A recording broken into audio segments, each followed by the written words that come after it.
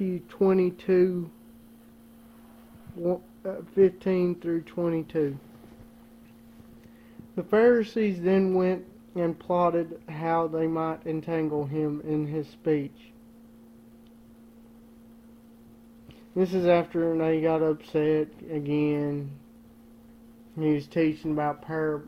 He just taught about the parable where the king went out to get people for the wedding.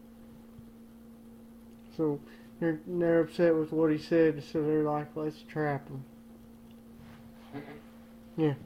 So they dispatched their disciples to him. They have their disciples. These people ain't apparently good enough to be Pharisees. They're just like servants of the Pharisees. This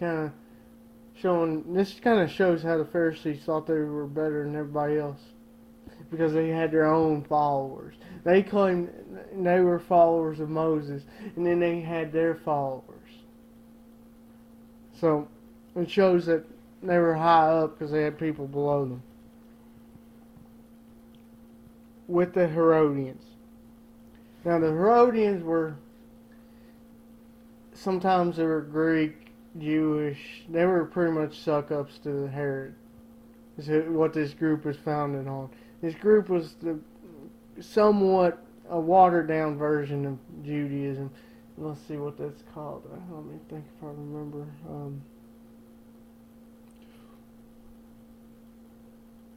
I forgot the name of it. It ain't Alexandria. It may be Alexandrian Judaism. Something like that. And that's what they expressed. It was to keep some of the teachings, but not all of them. That way the government in Rome did not get upset. Teacher, we know that you are sincere and that you teach the way of God honestly. Okay, they're completely lying. None of them believed this. Because otherwise, if they were, first of all, they wouldn't have been followers of the Pharisees. They would have left the Pharisees to follow Jesus. And secondly, they wouldn't have been so concerned about Rome if Jesus was the king. You are afraid of none, and you can court no one's favor. Now this statement's true, they just didn't accept it. Jesus is afraid of no one because he's God. He's in ultimate control, and Jesus knew that. Jesus knew what was going to happen with them and knew how it was going to happen. Give us therefore your opinion. Okay, that's kind of contradicting themselves right there from the earlier statement. You teach the way of God. Give us your opinion. Not give us what God would think. Give us your opinion. So they're saying you teach from God, but give us your opinion. Don't worry about this teaching of God here. Just give us what you think. See, if they truly would have said that, they'd been like, what do you think? What does God say about this?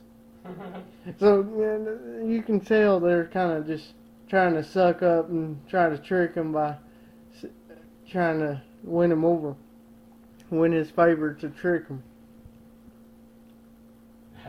Is it right to pay tax to Caesar or not? Now this question is a trick. It stated that earlier. If he would have said it's wrong to pay tax to Caesar, Rome would have been after him. Because at that point, that would have considered him to be somebody trying to uprise against Rome. With all that he's done before that, getting people to follow him, it would have showed that they could have just tried to take up Rome. Now, if he would have said, no, yes, pay to what's Caesar's, the Jews would have had a problem with that, because since it was their land and it was granted to them by God, they shouldn't have had to pay a tax for what God has gave them. So what they're trying to do is either have Rome come against him or have the people that's following him leave. But Jesus saw through their malice and said, "Why do you test me, you hypocrites? So Jesus is smart enough to know that these people were just trying to trick him. But that doesn't stop him from answering their question either. Show me a coin. And they brought to him a coin. Now, coins at that time were very similar to what we got today. They had pictures of Herod or some Greek god on them, something to identify it. And they were a little different today. The fact that the weight of the coin had to do with the value of it, and what was made in the coin had to do with the value of it. Like if it was made of silver, it's more valuable than it was made of bronze. Our coins at one time were that way in this country too. They ain't no more. Like I was learning that in our country, a dollar bill originally started as $1's worth of silver. You take the silver into the bank and you get $1 for each $1's worth of silver.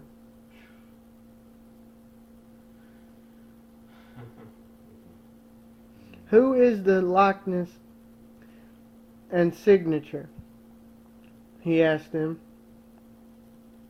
They said, Caesar's. He told them, then pay Caesar what is due to Caesar, and God what is due to God. So this answers the question without causing any strife whatsoever. Because he's telling them, give to Rome what's Rome, and give God what is God. Now, God wants us to do what we need to, and God needs to come first. If God comes first, we put God first, He's going to allow everything that we need to do be taken care of. He's going to allow us to have money to pay anything we owe and need to pay.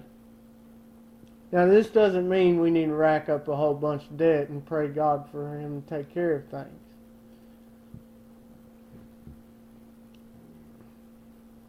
As they listened, they marveled and went off and left him. They realized, hey, we can't out-trick him. We can't get him on this. He's too smart for us. Now, this teaching is very important. Some people might say this says, well, you got your life, work life, and you got your church life. But that ain't what this is saying. This is saying that we need to give to what is given. We need to be a Christian all the time.